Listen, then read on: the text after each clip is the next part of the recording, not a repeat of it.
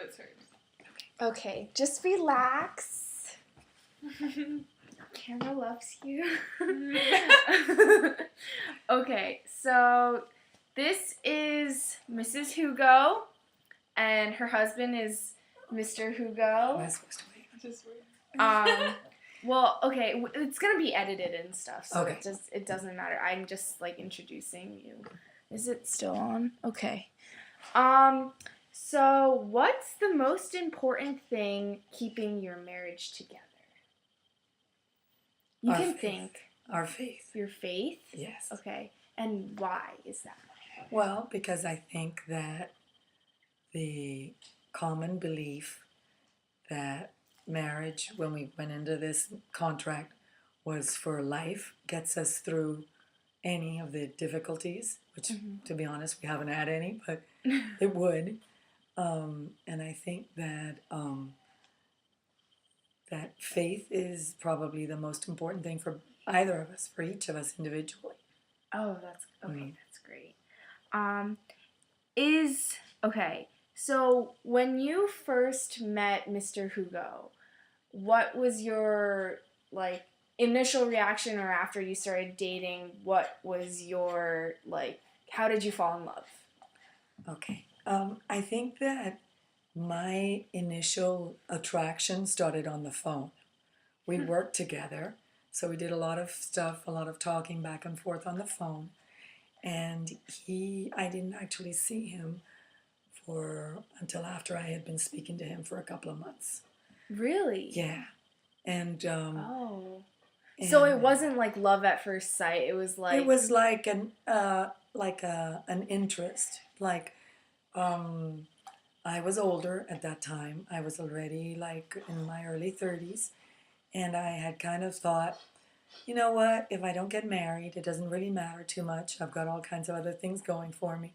But I was like very attracted to his patience and his intelligence, his calm, those kind of things. And so we didn't actually ever see each other until about 2 or 3 months later. Oh, okay. Yeah. And this thing turned off. Is it matter? No, it's it's okay. Wait. Yeah, it's still rolling. Okay. Oh, okay. I feel like you're but that's great. Did you like what did you think of him when you first met him? Was it the same as when you were talking? Oh yeah, I think more so, because I think that you kind of put a face to to the personality that you kind of make up in your head. Mm-hmm. And so we did a lot of stuff, business stuff together. And his family actually lived where I was working.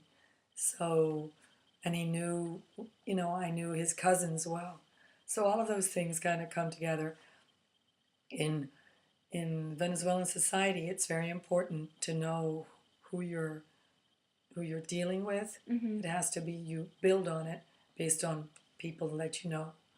It's not like you hardly ever know somebody completely, you don't know them in an isolated way. You know them through connections. Okay. And my connections with his family were very good ones. Okay. So I think that to me gave me a lot of, peace going into it, that I knew the type of person he was. And I think that, apart from, our physical attraction and the fact we liked each other, I think that the fact we worked together, and I knew that aspect of him was very important. And then, of course, very soon on, we found out that we had a lot of common things in faith. Mm-hmm. And so that kind of was, it was more like building blocks than what you would say is like love at first sight. Mm-hmm. Yeah. That's good. And sorry, hold on. I have the questions on my phone. What? Did I take it? Oh, hold on. No. Oh. Yeah, we're still good. Okay. Sorry, I put it down. It's okay. Do you think the initial spark is still there, or in what ways do you keep things interesting? Like, on an everyday basis, does it get old? Oh no, I would actually think it grows. Really? It has grown, and it grows through many, many things. I think it grows through mainly through children. I think children is a very important part of marriage. And I think that if anything, I would say that I love him more now in knowledge of who he is and, you know, his integrity, his faith, all of that. His how he has dealt with different events in life, I would say more. And I would say it's it it is a kind of spark because I think that you don't see it in anybody else. You know, it's not like you see other people in the street and you might say, oh, they're good looking, but there's nothing there beyond that. So the spark is that light that you see or that light that you feel when you see him. You know, this is embarrassing for you. You're so cute. No, I like it. That's nice. I'm the child nice. right here. You can't see. The product, the one that keeps us humble. Okay. So these are opinion questions right now. Do you think true love can last in a marriage? Yes. We're doing a bunch of interviews, so it's Absolutely. like general. Absolutely. I think that love can live beyond, you know, death. I think we have people in the family like the Esperanza that her husband died 40 years ago. She still loves him as if he were alive. And I think that, I would hope that that would be like that for me. You know, that it would be something that would, in a certain way, transcend death. You know? So, okay.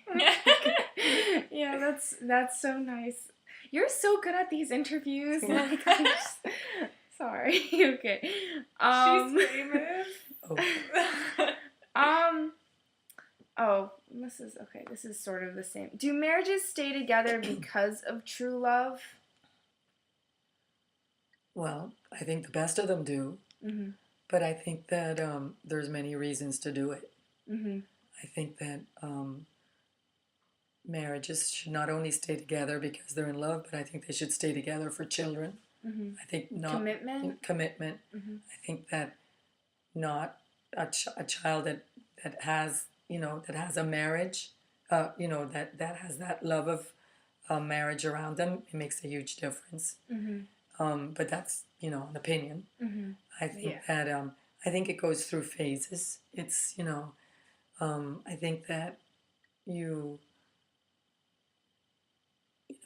if you go into a marriage saying I'm going to keep up my side of the bargain no matter what, it gives you a certain security, a certain peace of mind, all kinds of things.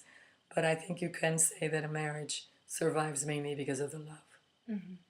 That's good. Okay, I think we're done. We're Okay. good.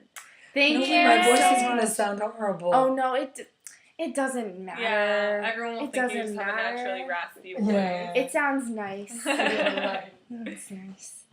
Okay.